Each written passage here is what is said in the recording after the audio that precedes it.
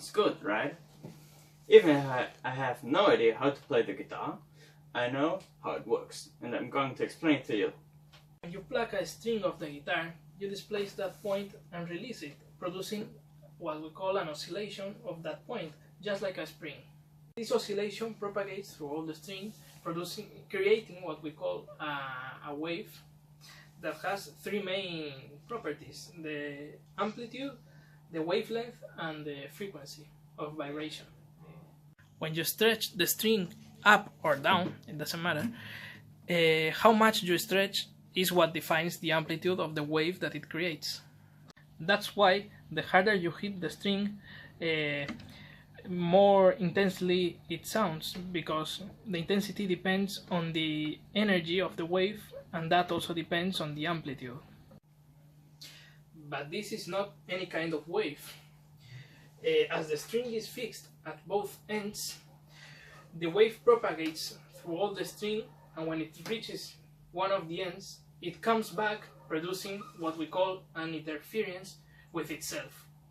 That means when the waves encounter each other, their magnitudes sum, producing and have, in case that the displacement of the point are in the same direction, or a lower amplitude when the displacement of the point have opposite direction. In this case, as there is interference between a wave and itself, in some places the amplitude will duplicate, and in other it will cancel, creating that what we call a standing wave between two fixed ends. This is the mathematical expression of a wave going in one direction.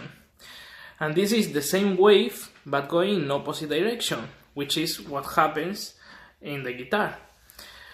To do this, we will use the formula for the sum of sines, and what we get is something like this. So this is what we call a standing wave. And this is a special kind of wave because if we take a picture of the wave, then we stop time and this part is constant. And we can clearly see that in some points the sine is 1 and so the amplitude is the double, while in other points the sine is 0, so it cancels and there is no movement at all. This is a little simulation of how a standing wave is created.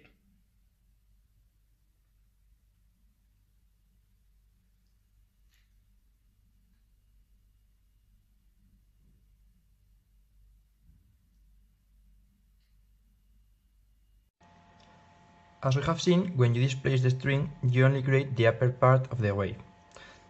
That means that in one oscillation the wavelength is twice the length of the string. The velocity of propagation depends on the linear density of the material, the wavelength, the tension of the string, and the frequency. We know that the linear density is constant, and also the wavelength.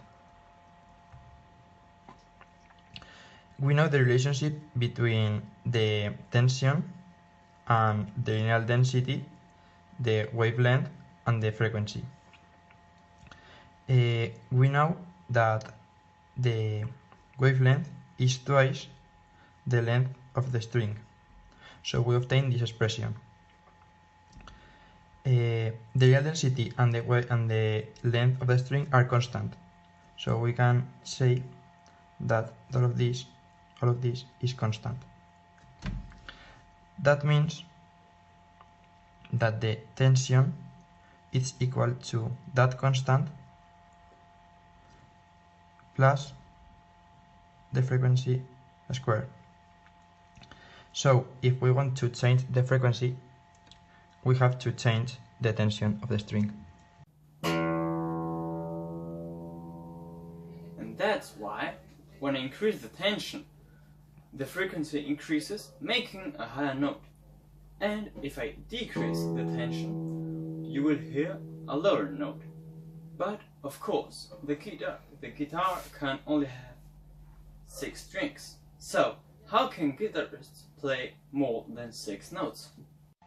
Well, that's because they move their fingers through the bridge. decreasing the length of the string and consequently decreasing the wavelength.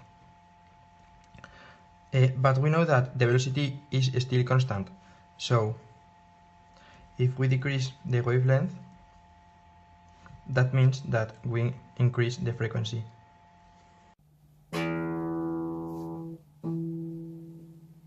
As you hear, the 12th fret produces the same note as the bass note, but an octave higher. And that's what we call the second harmonic. This is because we have decreased the length of the string exactly by a half. So we have decreased the wavelength also by a half, and we have doubled the frequency. As we have seen in this video, physics can explain a lot of daily events or actions, and we hope you now know how string instruments in general actually work.